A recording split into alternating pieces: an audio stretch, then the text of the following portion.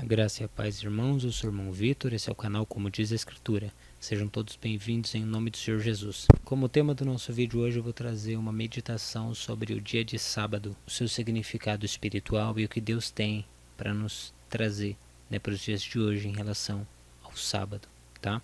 No nosso país existem algumas denominações que são sabatinas, que guardam o sábado. Entre elas tem Adventista, Testemunhas de Jeová e muitos judeus messiânicos têm esse hábito de guardar o sábado, visando ele como mandamento vigente do Senhor. Mas eu não vou levar para esse lado, pelo contrário, eu vou trazer o significado do porquê a instituição do sábado, qual sentido Deus quis trazer para nós em relação ao sábado, que Deus quis nos revelar através disso daí.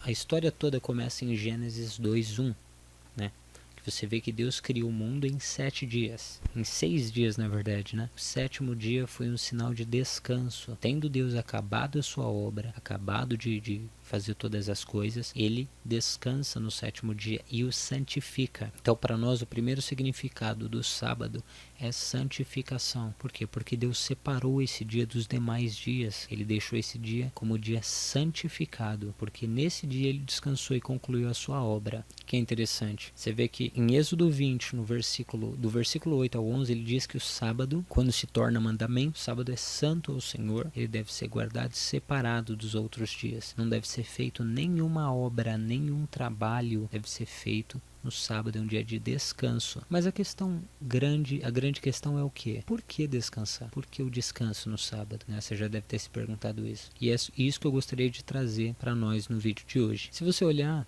o sábado é um dia de descanso. Descanso, lógico, onde tem descanso não tem trabalho, ausência de trabalho. E o que tem a ver essa questão do trabalho com o sábado? Se a gente acompanhar em Gênesis 3, a partir do versículo 17, você vê ali que depois que o homem caiu, depois que ele comete pecado, Deus ele determina punições tanto para a serpente, quanto para a mulher, quanto para o homem.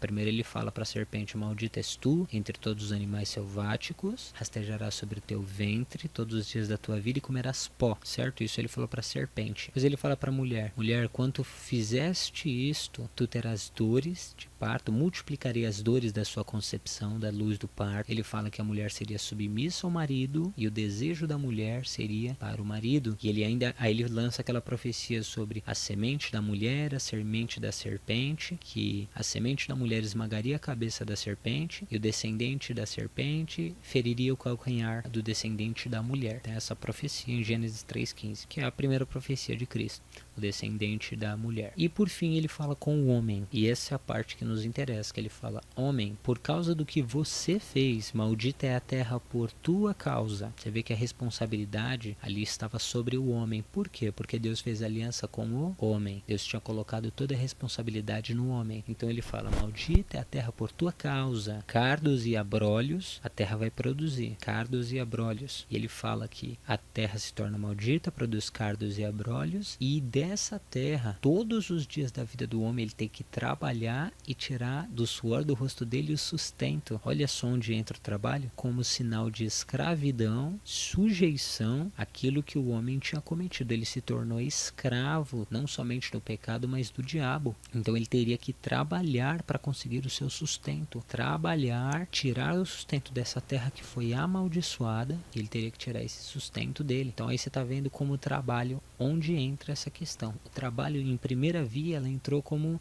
punição ao homem pelo pecado que ele cometeu. E o que é interessante? Se em Gênesis 3, 17 ao 20 entra como punição ao homem devido ao pecado, devido ao erro que o homem cometeu, se através disso entra o trabalho como punição, então quando Deus dá descanso, o que simboliza para nós? Um sinal de libertação. Por que libertação? Porque se Deus dá descanso, porque foi dito ao homem que ele deveria trabalhar todos os dias da vida dele para tirar o sustento dessa terra, e Deus ele dá provisão. Olha só, Deus ele dá provisão a esse homem, ordena ele que descanse nesse dia. Isso é um símbolo de libertação.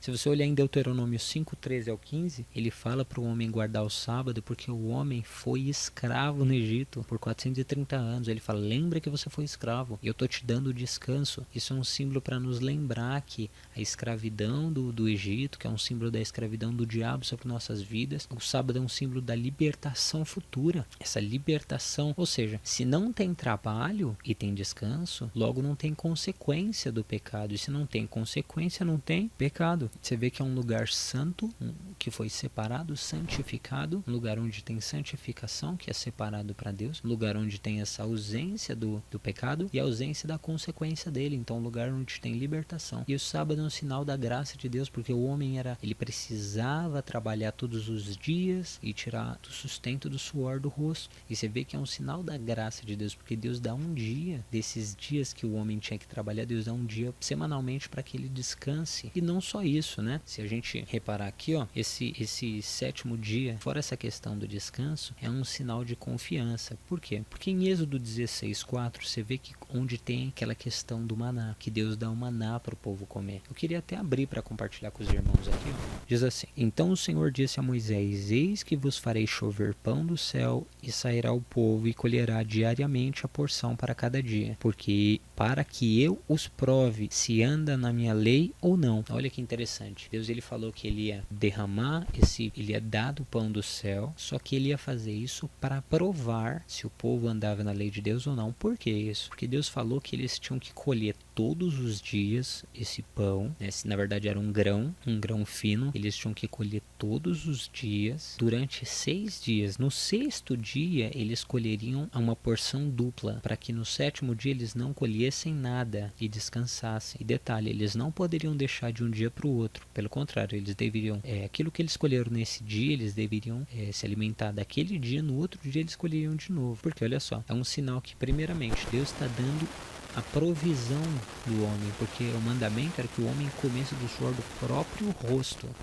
Você vê que Deus está dando, né, provisão para o homem. Olha só, Deus está dando a provisão para o homem. Isso entra a misericórdia de Deus, Deus dando a provisão. Depois, o homem teria, ainda depois dessa misericórdia, teria um dia de descanso. Deus dava uma porção dobrada. Então é um sinal de fé. Por quê? Porque o povo teria que crer em Deus, crer que todos os dias ele ia dar provisão, e crer que no 6º dia ele ia dar uma provisão dobrada. Ia ter que se colher dobrado. Tinham que confiar em Deus. Então você vê que o povo ali, eles eram teimosos. Deus tinha avisado isso e ainda assim eles guardavam para outro dia. No sábado eles saíam para tentar colher. Então você vê que o povo não cria em Deus, não confiava.